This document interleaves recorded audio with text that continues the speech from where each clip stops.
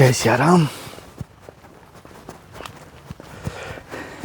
नमस्कार साथियों, आपका दोस्त, आपका भाई, आपका साथी, संतों के चरणों का दास, मैं कन्हैया शर्मा। जैसे आपको लगातार धर्म की यात्रा में संतों के दर्शन करा रहा हूँ, दुर्लभ, त्यागी, तपस्वी, विलक्षण संतों के दर्शन कर रहे हो, और साथ साथ आपको मैं बहुत सारे जंगल में जीव जंतुओं को भी दर्शन करा रहा हूँ। देख पा रहे हो आप, बंदरों के दर्शन कर पा रहे हो। मुझे इतना आशा नहीं थी कि इतने बंदर यहाँ दर्शन देंगे, और बहुत सारे जंगल के बीच में बंदर दर्शन दे रहे हैं। जैसे आप देख पा रहे हो, चारों तरफ जंगल के बीच, और जिन संतों की कुटिया में हम चल रहे हैं, जिन संतों के दर्शन करने आए हैं, उनकी दूर से आपको कुटिया दिखाई दे रहा हूँ। हालांकि पास में चलते हैं, जैसे आप देख पा रहे हो दूर से कुटिया दिखाई दे रही है, यहाँ से बीच में थोड़ी आपको कुटिया दिखाई दे रही है दूर से।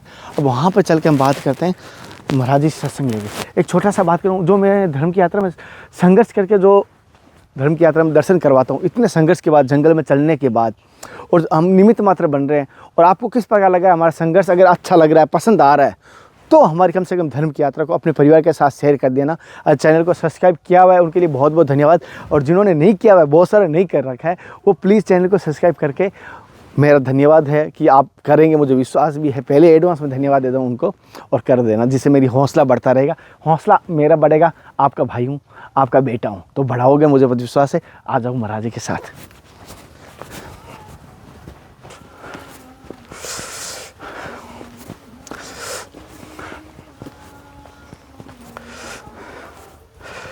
साथियों, जैसे कि आप देख पा रहे हो, महाराज जी की कुटिया पे आ चुके हैं। महाराज जी कुटिया दिखाना एक बार सामने से। जैसे आप देख पा रहे हो, महाराज जी कुटिया, हालांकि बहुत सारे बंदर भी हैं यहाँ पर। कैसे? बहुत सारे। जय श्री राम, जय श्री राम।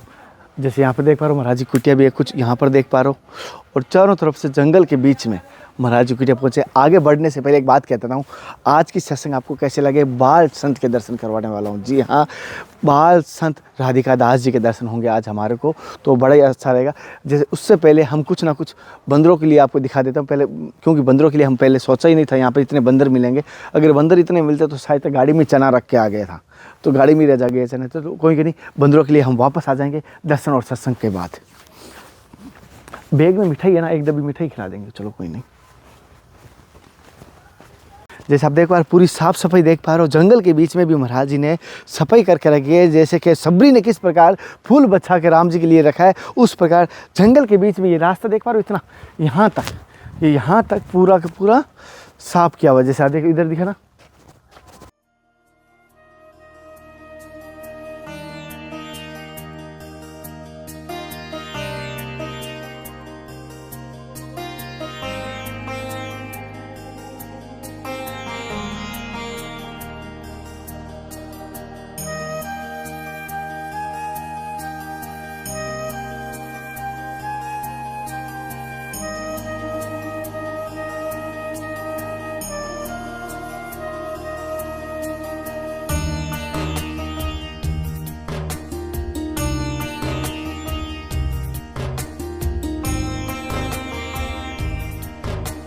कृपा होगी, वही कृपा हो रही है। मेरे दास यही कहता हूँ कि गुरु कृपा हरि कृपा से हो रही है, मैं तो बस निमित्त मात्र हूँ। नहीं तो आपका मन आता ही नहीं इधर। अरे करोड़ों हैं, कहाँ सबका मन लग रहा है ठाकुर जी की तरफ कर रहा है। कोई साधु संतन को दर्शन कर करके मैं ऐसा काम करूँ, ये तो हाँ ठाकुर जी की लीला का प्रचार प्रसार करूँ, कोई सोच रहा है? नहीं सोच रहा है। कि नहीं, सोचने की शक्ति आएगी नहीं जब कृपा नहीं होगी। कृपा तो बरस रही है, लेकिन अनुभव करो तो सही, लियो तो सही, यही बात है। अनुभव बस मैं तो ये सभी कहता हूँ, संतों के दर्शन और सत्संग हो रही है। मैं तो निमित्त मात्र हूँ, करवाने वाला हरि और गुरु है।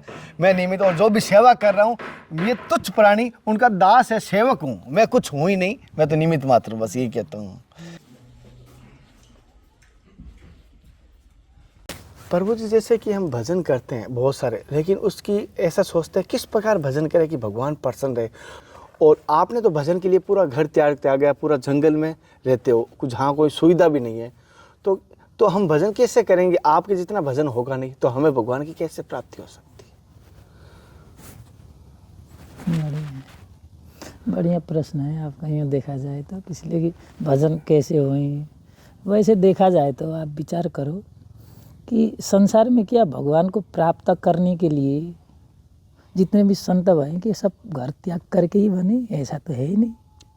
इसलिए उदाहरण देखा जाए तो भक्तमाल ग्रंथ उठा लो, भागवत जी उठा लो, रामायण की कोई भी उदाहरण हम देखेंगे इतिहास के तौर पर, तो उसमें सब गृहस्थी संत ही मिलेंगे, और भगवान को प्राप्त करने वाले ज़्यादातर गृहस्थी ही मिलेंगे। इसमें कोई संशय नहीं है। और दूसरी नंबर बात, घर त्याग करके ही भजन बनेगा ये तो है ही नहीं। मन को जहाँ ले जाएगा, मन है विशेष करके भजन करने वाला, कराने वाला। तो घर त्यागने के बाद में भी हम घर की याद करते रहें, घर के ही साथ में जुड़ा रहें, तो भजन तो बनेगा नहीं। ऐसा नहीं है कि घर त्याग करके ही हम भजन करेंगे। बात यह है कि हम भजन कैसे करें। भजन करने का विचार है तो सबसे पहले तो ठाकुर जी की तरफ जुड़ने की बात है। नहीं, ठाकुर जी को जोड़ना जरूरी है। जैसे हम मानो पढ़ने की इच्छा है, पढ़ने की इच्छा होते हुए भी हमें घर में भी बैठ करके, जैसे आज विचार करो आप कि माँ बाप पढ़े लिखे हैं, ठीक है, पढ़े लिखे हैं होते हुए भी हमें स्कूल जाना पड़ता है। क्या जो स्कूल में हम पढ़ते हैं वो अपने माँ बाप पढ़ा भी तो सकते हैं, घर में बैठ करके जाना पड़ता है, एक बात। दूसरी नंबर बात, जाना पड़ता है, जाने के साथ में स्कूल के जो नियम होते हैं उसको फॉलो करना पड़ता है आगे बढ़ने के लिए, स्टेप बाय स्टेप। 15 तक आपने पढ़ लिए, डिग्री कर लिए, तो विचार करो घर में भी पिताजी पढ़े लिखे, मैया पे तो 15 तक की क्रॉस करवा सकती है, लेकिन हमें कुछ नियम होते हैं, कानून होता है, और साथ में हमें जो स्तर होता है उसके लिए भी डिग्री हासिल करने के लिए भी, कुछ भी करने के लिए भविष्य को देखते हुए तो हमें करना पड़ता है कि नियम के हिसाब चलना पड़ता है। ठीक इसी प्रकार से अगर भजन करने की सबसे पहली बात आती है तो भगवान के साथ में कैसे जुड़ें। जुड़ने के लिए सबसे पहले बताया कि क्या, गुरु। स्कूल जाते हैं सबसे पहले गुरु आता है, शिक्षा गुरु मानो। और भजन के भी लाइन के लिए इसलिए कि हमें जब तक पता है कि हम छोटे रहते हैं तब हमें अनेक अनेक भगवान के 33 कोटि बतावें, और कितने कितने हम नाम नहीं जानते उतने भगवान के नाम बतावें।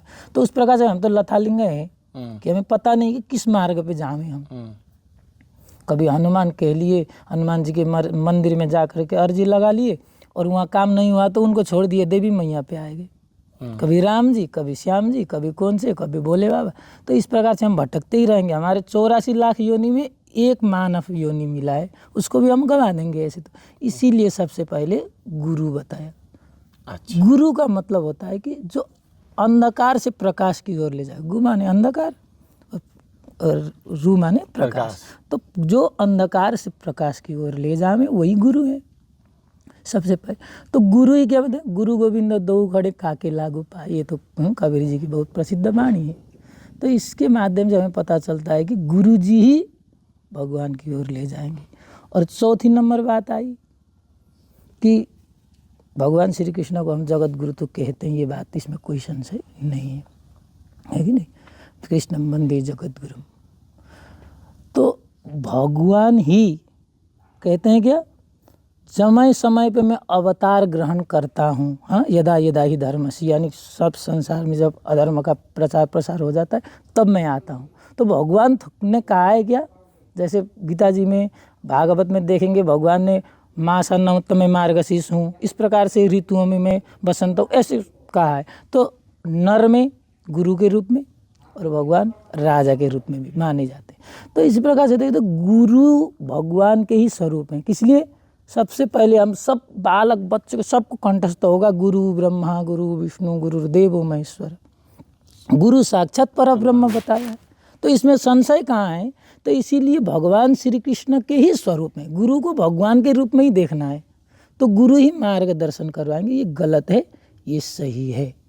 तो गुरु के माध्यम से हम भजन करेंगे। और किस इष्ट में आपका मन लगा हुआ है उसके अनुसार वो विचार करेंगे। गुरु का कहने का मतलब, गुरु हम जिस कैटेगरी में हैं उससे बहुत ऊपर की बात है। गुरु हमारे बुद्धि के परे हैं, हम गुरु को जान नहीं सकते। गुरु लेकिन हमें एक बार भी देख ले तो तुरंत जान जाएंगे ये कौन से बिरादरी के, कहाँ तक की है इनकी पहुँच, ये कहाँ तक सोच सकते हैं। तो इसी प्रकार से गुरु जी अपना विचार करेंगे और उसी प्रकार से आपको जिस में आपका रुचि है, मानो अब राम पे लगे, श्याम पे लगे, कोई से भी लगे, वैसे इस प्रकार से आपको बताएंगे कि आप ये करो।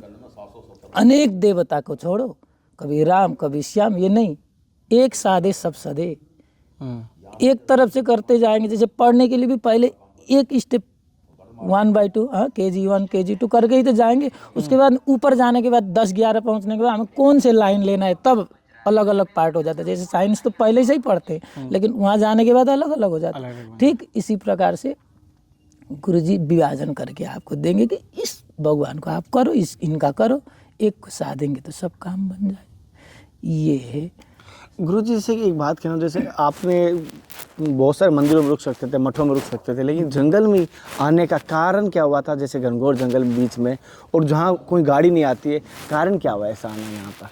ऐसी क्या घटना घटी ये है? तो सब जो करे ठाकुर जी करे, हमारे महाराज जी कहा करते हैं, सब लीला मंगलमय है। यूँ देखा जाए तो कि किस लिए कि जो होना होता है वही होता है। अदृष्टम यादृशम पुंसम तादृशम भासते सदा अवश्यमेव भोक्तम कृतम कर्वस्वम।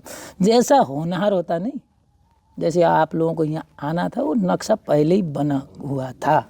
बात तो ये है वास्तव में, लेकिन ये इस कारण को देखने के लिए हमें लौकिक दृष्टि से भी देखना है, अलौकिक से तो हो गया कि आपका ये नक्शा पहले ही बना हुआ था। और दूसरी नंबर बात, आप लोग जब आप लोगों के कोई ना कोई कारण बना होगा कि आपके विचार आया होगा कि आज चलो यहाँ, तो कारण तो एक ना एक दिखाना पड़ता है कि इस कारण से हुआ, लेकिन अलौकिक दृष्टि से देखा तो ये पहले ही नक्शा पास है। तो इसी प्रकार से जब कोई आने की तो स्थिति तो नहीं थी, ठाकुर जी की इच्छा से गुरु महाराज जी की और श्री जी महाराज ने बुला लिया, सही आए गए। आने का उद्देश्य यही है कि जब संसार में सत्संग सुने तो पता चलता है, इसीलिए बताया नहीं क्या, मतलब सत्संग की आधी घड़ी, आधी घड़ी में आधी घड़ी, आधी में पुनियाद। तो यही बात है कि सत्संग करेंगे जब ही पता चलता है कि जीवन क्या है। जीवन क्या है? जीवन का पता तभी चलता है। इसलिए हम तो अब तक तो जा रहे थे दूसरे, ये आउट ऑफ एरिया में जा रहे थे। सत्संग में आएंगे तो हमें जिस जगह में जाना है उस जगह के हमें पता पड़े। तो सत्संग में आने के बाद लगता है कि नहीं, ये संसार तो कुछ है ही नहीं, मर करके तो जाना। ये हमने अपने आंखों से देखा है कि न जाने कितने गए, हमारे दादा गए, हाँ पिताजी गए, अनेक गए, लेकिन कभी उधर से मन भटका नहीं, गया तो उधर ही। लेकिन केवल एक सत्संग है, सत्संग ही खोल देता है। आँख के आगे पट्टी पड़ा हुआ है जो दिखता नहीं है, हम देखते हुए भी हम देख नहीं पाते। तो सत्संग ने बताया कि नहीं, इस जन्म 84 लाख में से एक है जो कीमती है, सबसे बाद में मिलने वाला है। इसको गंवा देंगे तो फिर वही 84 में भटको। जैसे कहते नहीं, कोई अंधा व्यक्ति था, वो अब दिखता तो था नहीं, किसी कमरे में फंस गया, और कमरे में फंस गया सो अब ऐसे कर करके चल रहा था, चलते चलते जिस समय वो दरवाज़ा के पास में पहुंच जाता, अब दरवाज़ा पहुंचने ही वाला है, उसी समय उसको खुजली लग जाती, तो सो खुजलाता तो फिर पार हो जाता वो दरवाज़ा। तो इसी प्रकार से हम भी बार बार ये संसार की खुजली में भटक रहे हैं। तो ये भटकने के लिए केवल सत्संग नहीं एक बहाना है कि हमें निकाल सकता है। गुरुजी, जैसे जिसने जो फल खाया वही बता सकता है कितना खट्टा कितना मीठा। तो आपके जीवन के अनुभव के आधार पर कैसा रहा आध्यात्मिक जीवन, कैसा है जीवन ये? इसके बारे में बताया, हमें इतना ज़्यादा तो अनुभव है ही नहीं, है कि नहीं, लेकिन हमें यहाँ तक पता है कि ये श्री जी की ऐसी खेल है, ये ठाकुर जी की, कि इसमें जो आता है उसी को पता चलता है। ये बात तो बिल्कुल है, जिसने जो खाया है वही जानता है। बड़ा आनंद आता है, सच कहो तो। हमें अपनी अनुभव से बता रहे हैं, हमें जो पहले के वहाँ ऐसा नहीं है कि हमें दूसरे संसार में भी एक किस्म का बढ़िया ही था, ऐसी बात नहीं है। जो जहाँ रहता है उसको वहाँ का अनुकूल लगने लगता है, इसलिए एडजस्ट हो जाता है। नहीं, कोई आदमी को रोज़ 2-4 थप्पड़ मारो तो उसको 2-4 थप्पड़ का अनुभव नहीं होता है। किसी को एक थप्पड़ भी कभी ना खाए, उसको एक ही थप्पड़ में लग जाता है। तो ठीक इसी प्रकार से जहाँ रहो वो अनुकूल ही लगता है, लेकिन वास्तव में अभी लगता है कि श्री जी ने ऐसे खींच से उठा करके इस लाइन में ले आई, और यहाँ ले आकर के भी वृंदावन में रखने के बाद फिर अपने ही पास में बुला लिया। हमें लगता है कि अभी भी वृंदावन में ठाकुर जी की इच्छा से अब महाराज जी, गुरु महाराज जी के आश्रम भी आने के, लेकिन अभी तक के हिसाब से ये एकांतमय ठाकुर जी की इच्छा। कोई जैसे महाराज जी कोई मृत्यु भी आती है, कोई बहाना बना कर आती है, तो कोई इस मार्ग पर आता है तो कोई ना कोई बहाना तो बनता है। तो ऐसी क्या घटना घटी, वो सत्य घटना जो आपको इस मार्ग पर वैसे तो सही कहूँ तो मुझे कोई इच्छा नहीं थी ठाकुर जी की इच्छा से अभी, लेकिन ये बात है कि महाराज जी विशेष बात है, सदगुरु देव महाराज जी के दर्शन से ही न जाने इस लाइन में आने को मन किया, सच कहो तो। उस समय क्या उम्र थी आपकी? उम्र तो 22 साल हो गए होंगे, ऐसे तो जवानी थी, ठाकुर जी की इच्छा से। लेकिन यही बात है कि केवल गुरुजी महाराज को देख करके ही मन लगा कि नहीं, कन्वर्ट हो गए मानिए, बिल्कुल। और गुरुजी जैसे देखो, एक जैसे कहना नहीं चाहिए, भेष का क्या महत्व है? जैसे कई संतों को मैं अलग अलग भेषों में देखा है, चाहे कैसे ठाकुर जी को मानने वाले हो तो भी ठाकुर जी को मानने वाले कई कलर में फैले हुए, राधा जी को, श्री जी को मानने वाले कई कलर में, कई प्रकार के भेष में फैले हैं। कोई जटाओं में बैठे हैं, कोई मतलब मुंडा में बैठे हैं। तो इस भेष की क्या परंपरा है और आपकी दृष्टि से ये क्या है, असलियत इसकी सच्चाई क्या है? देखिए, अब गृहस्थी भी एक आश्रम ही है और संन्यास भी एक आश्रम है, वानप्रस्थ भी, सब आश्रम ही है। तो उनका जो है सिस्टम, इसमें भी वही सिस्टम है। ऐसे देखा जाए तो अलग अलग तो हैं, लेकिन सिस्टम है। जैसे गृहस्थी का भी एक परंपरा है, हमारे दादाजी परदादा ऐसे करके हाँ ठाकुर जी तक पहुँचता है। तो ये संत लाइन में भी वही है सिस्टम। जैसे कहते नहीं, 4 संप्रदाय कलियुग में, हाँ बता में, तो 4 संप्रदाय के 4 आचार्य जी तो हो ही गए। तो सबके आचार्य के हिसाब से फिर उनकी परंपरा चली। जैसे हमारा हंस परंपरा कहे जाए, यहाँ सनकादिक नारदीय परंपरा। उसके बाद में हमारा निम्बार्क परंपरा है, ये निम्बार्काचार्य भगवान हमारे हुए, तो उनके ही अब परंपरा से ही ये चल रही है। तो हमारे दर बाई दर पीढ़ी तो हो गई, मतलब सिद्धि बन गई। तो उन्होंने जो फॉलो किया उसी को फॉलो करते करते उन्हें जो धारण किया था उसी को धारण की। जैसे संन्यास है, और संन्यास को परंपरा अलग है। हमारा वैष्णव का तो लगभग एक ही है, होने से भी जो पीले वाले कोई धारण करते हैं, कोई अब ऐसे ही कोई साधु संतों में भी देखेंगे बढ़िया कपड़ा पहनते हैं। अब हमने नहीं पहना, ये अब हमारे में ही पहन सकते हैं, ऐसा नहीं है। लेकिन कोई सोचता है कि मैंने त्याग दिया सो मैं नहीं पहनूंगा, तो कोई बात नहीं, अपनी इच्छा की भी बात है ज़्यादातर देखा जाए। और ज़्यादातर देखा जाए तो अपने परंपरा के हिसाब से मेरे गुरुजी महाराज ने जैसे ये तिलक मानो, मेरे परंपरा में यही चल के आया है जब शुरू से, तो मैंने ये धारण किया है। ये है, इसमें कोई ये बात नहीं। अच्छा।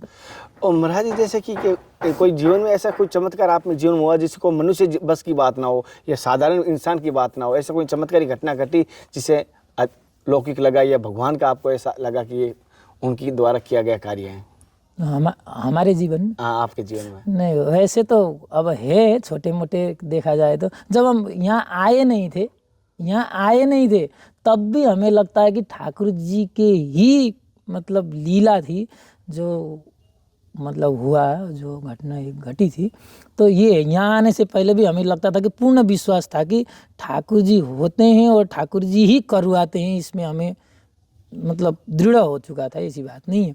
और यहाँ आने के बाद में भी हमें लगता है कि यहाँ जब मैं देखता हूँ कोई भी बात के लिए अब इच्छा करो तो ठाकुर जी ऐसा हो रहा था कुछ बात, तो कोई ना कोई माध्यम करके ठाकुर जी तुरंत वो बात, बिल्कुल वृंदावन में थे जब तक तो हमें ऐसा अनुभव नहीं था कि नहीं ठाकुर जी करवाते हैं ऐसे, इसलिए कि वहाँ हर चीज़ अवेलेबल था, नहीं हर चीज़ में कोई ऐसी बात तो थी नहीं। अब यहाँ अवेलेबल नहीं, अनअवेलेबल, तो ऐसी स्थिति में भी ठाकुर जी मतलब तुरंत माध्यम करके करवा देते हैं। तो इससे बड़ी चमत्कार और क्या हो सकती है, हमें जहाँ तक लगता है। और महाराज जी जैसे आपके यहाँ कोई विशेष ऐसी आवश्यकता है कोई चीज़ की जिससे आपके भजन में और साधना में? वैसे तो कोई नहीं, सब ठाकुर जी ने परिपूर्ण कर रखा है, ऐसी कोई बात ही नहीं। और भोजन प्रसाद की कैसे व्यवस्था होती है गुरुजी, जैसे सूखा भोजन की कैसे होती है?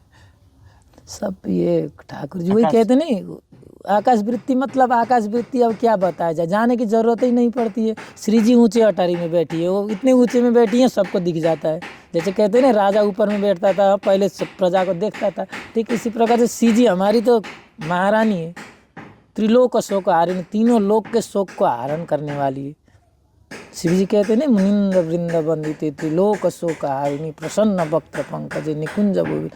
हाँ, तीनों लोक के शोक को हरण करती है और हर समय प्रसन्न रहती है। जो उनके ही पास में बैठे हैं, इतने ऊंचे में बैठी है, न जाने कितने सीढ़ी के ऊपर बैठी है, वो देख लेती है आज यहाँ ज़रूरत पड़ रहा है तो चलो। और ये मानो तो हमारे पास में जब शुरू में बिजली नहीं थी तो बिजली को ऐसा हल्का सा केबल था जो बंदर बार बार खा जाते, और चौमासे में खा गए तो पानी में पड़ जाता, तो बनाने की कोई मतलब ही नहीं थी।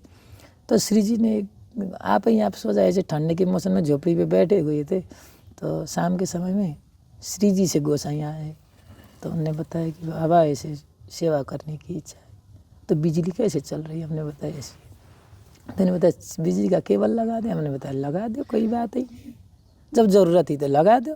इसलिए कि बंदर ने खा रखे थे बार बार और लगाना छोड़ दिया था हमने, इसलिए टुक टुक हुए थे, अर्थ मारता था उससे कारण। तो ये है लीला, श्री जी ने आप ही आप गोसाई जी को भेज दिया और लगवा दिया। तो ये है लीला, सब मंगलमय हो, आप ही आप करती है जो करना पड़ता है, ये है विशेष करके भी। बिल्कुल। और महाराज जी आपका शुभ नाम गुरु जी का दिया हो? जी गुरु जी का दिया। वैसे भी पहले का नाम, अब यहाँ जितने भी जानते हैं हमें राम बाबा के नाम से जानते हैं, ये देखा जाए तो। लेकिन महाराज जी से उससे भी सुंदर नाम है। ऐसे तो राम जी का नाम पवित्र ही है, बढ़िया है, मंगलमय है, लेकिन गुरु जी महाराज ने राधिका दास नाम धर दिया है और हमें बढ़िया लगता है कि श्री जी की शरण में आए गए। अच्छा। और महाराज जी परम पूज्य सदैव गुरु जी का नाम? गुरु जी का नाम तो वैसे देखा जाए तो लेना मना ही है, अब क्या बताया जाए। चलो आपको फिर भी बता ही देते हैं। श्री श्री श्री परम पूजनीय श्री श्री श्री भागवत शरण जी महाराज। महाराज जी आप जैसे बहुत सारे चमत्कार करते हैं या जो तंत्र करते हैं, इस पे आप विश्वास रखते हैं? क्या ये होता है क्या? कोई बहुत सारे इसमें अभी समाज भ्रमित हो रहा है, तो क्या ऐसी सच्चाई है, ऐसा होता है कभी? स्पष्ट कहा जाए तो संसार में दो प्रकार के चीज़ हैं। हर चीज़ में आप देखो, आप कोई बात कर रहे हो, कोई आदमी बढ़िया आदमी आएगा तो आपके बात को पॉजिटिव की तरफ खींच करके ले जाएगा, कोई नेगेटिव थिंकिंग वाला आएगा तो बुरी की तरफ खींचेगा। तो संसार में दोनों प्रकार के तत्व हैं। अच्छा। अच्छाई भी है, बुराई भी है, इसमें तो कोई बात ही नहीं। आप जैसे बालक से पैदा हुआ है तो देखो ना, स्वभाव के हिसाब से विचार करो, सबको खराब काम करने के लिए बढ़िया लगता है ज़्यादातर संसार के लोगों में। जो पुण्यात्मा होगा उनकी अलग है। तो दो प्रकार के तत्व हैं इसमें, बढ़िया वाला तत्व भी है, तंत्र विद्या भी है हमारे शास्त्र के अनुसार, मंत्र विद्या भी है, तो इसमें कोई बात नहीं। तांत्रिक लोग जो तमो गुण वाले हैं, 3 गुण बताए ना, सत्व वाला तो करता ही नहीं है, रज वाला भी ऐसे नहीं करता, तमो गुण वाले जो होते हैं वो तंत्र विद्या को ज़्यादा अपनाना चाहते हैं, उनसे तरक्की करना चाहते हैं। सब चलता है, ये होता है, ऐसी बात नहीं कि नहीं होता है। और गुरुजी जैसे आप साधक के, जो बहुत सारे साधक देख रहे हैं, आप संत भगवान हैं, तो आपके अनुसार हमारे साधकों का, और बहुत सारे संत भी देखते हैं, तो संतों का दिनचर्या के अनुसार भोजन आहार कैसा होना चाहिए? कैसी दिनचर्या होनी चाहिए, कैसा भोजन आहार? क्योंकि जैसा खाया वैसा हो मन, और जैसा होगा मन वैसी होगी गति। इसमें कोई संशय नहीं। खाना तो वही है ना, सात्विक ही होना चाहिए, होना तो चाहिए सात्विक। अब इसके ऊपर में चर्चा करने से भी क्या फ़ायदा है, अब सब डुप्लीकेट ही है, ओरिजिनल तो कुछ है ही नहीं, है कि नहीं। खाओ जो खाओ, दूध पियो, उसमें भी न जाने कौन सा चीज़ डाल करके बना करके दिया है, गैया है नहीं, कुछ है ही नहीं। गैया घास खा रही है, उसमें भी कितना खाद मिला हुआ है पता नहीं सब। लेकिन फिर भी अब फिर इसमें भी जितना हो सके बचना चाहिए, इसलिए जैसा खाओगे अन्न ऐसा होगा मन। इस बिल्कुल बात सही है। हमने जो आज तक खा खा करके हमने ये शरीर को बड़ा किया है, वही तो शरीर बना है, वही तो चीज़ शरीर में लगा है। तो बढ़िया चीज़ खाया होगा तो बढ़िया बना है, खराब खाया तो बढ़िया। और सोच भी उसी के हिसाब, जैसा पियोगे पानी वैसा होगा पानी, जैसा सत्संग करेंगे वैसा ही हमें ऊर्जा भरती है। ये तो बात ही है। तो इसी वजह से बढ़िया जितना हो सके बच करके खाना चाहिए। जैसे होटलों में खाना, तो ये तो बिल्कुल ही निषिद्ध है, तमोगुण वाली चीज़ नहीं खाने चाहिए, सात्विक वाले। अच्छा, ये बात है। और गुरुजी इस दास से कोई गलती होगी, छोटा सा दास और कन्हैया दास से कोई गलती हुई तो माफ़ कर देना। इसलिए कहीं कोई सत्संग में क्या कभी सवाल में ऐसी कोई हो जाती है तो संतों को बुरी ना लग जाए। ना, आपने तो बढ़िया प्रश्न किया है, खूब बढ़िया। यही हम तो यही कहते हैं कि अब आने वाले जेनरेशन के लिए कम से कम, ऐसे देखा जाए तो अब गुजरात में, हमारे गुजरात के मुख्यमंत्री ने मतलब स्कूल के चैप्टर में गीता जी का एंट्री कर दिया है। ये तो लेकिन हमें बहुत ज़रूरी है। अब बीजेपी सरकार ऐसे तो हिंदू पक्ष में ही कुछ बढ़िया ही काम कर रहे हैं, मान करके चलना पड़ेगा। फिर भी सबसे पहले स्कूल के सिलेबस में अगर कर दें तो कितनी बढ़िया बात रहेगी गीता जी को। इसलिए गीता जी पढ़ेंगे तो ये लड़ाई झगड़ा तो बिल्कुल शांत ही हो जाएगा, इसमें कोई बात नहीं है, ऐसा हमें लगता है जी। ये बात है। तो अपने बच्चों को यही वजह से कि सत्संग में लाया जाए, विशेष करके सत्संग ना हो तो घर में तो गीता जी पढ़ानी ही चाहिए। इससे भी अपने आप से भी बहुत कुछ समझ जाएंगे। लेकिन कहते हैं नहीं, पढ़कर पंडित पंडित भैया ना कोई, और भी बहुत कुछ है। तो पोथी पढ़ करके भी नहीं होता, उसको खोलने के लिए फिर गुरु जी के पास ही जाना पड़ता है। गुरु जी के पास ही जाना पड़ता है, लेकिन अपने से भी कुछ ना कुछ तो समझ ही जाएंगे। इसके लिए पढ़ाना, संस्कार देना जरूरी है, सत्संग में लाना जरूरी है, यही है। जय राधे राधे राधे। कोई ऐसी बात नहीं है, गलती की तो कोई बात नहीं। आपने बढ़िया प्रश्न किया है, बढ़िया जानकारी करने की कोई। और ये मार्ग मेरा सही है संतों के दर्शन का। बिल्कुल बिल्कुल दयालु, बढ़िया। ऐसे तो मार्ग पैसा कमाने के लिए तो दुनिया बहुत कुछ कर सकती है, ऐसे बात नहीं है। अब आप विचार करो ना, 4 घर के बेटे हैं, 4 में से कोई एक दारू का बिजनेस करता है लाइसेंस लेकर के, कोई एक राशन का करता है, कोई एक मेडिसिन विभाग में करता है कि नहीं। तो सबके लाइसेंस हैं, सबका काम बढ़िया है, सरकार भी कहता है कि बढ़िया काम है। लेकिन देखा जाए तो क्या दारू वाले का काम और मेडिसिन वाले का काम कंपेयर कर सकते हैं? नहीं कर सकते ना। दारू के खरीद करके कोई पीता है तो घर में लड़ाई करता है, और दवा खा करके कोई तंदुरुस्त होता है, घर में बढ़िया होता है। तो इससे भी अंतर दिखता है, नहीं बढ़िया में भी अंतर है।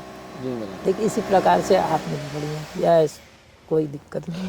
जैसे कि साथियों महाराज जी सत्संग ली, और महाराज जी जैसे बताया हमारे शिक्षा में गीता का, रामायण का होना अति आवश्यक है। गृहस्थ में कोई ना कोई आध्यात्मिक ग्रंथ का होना अनिवार्य है।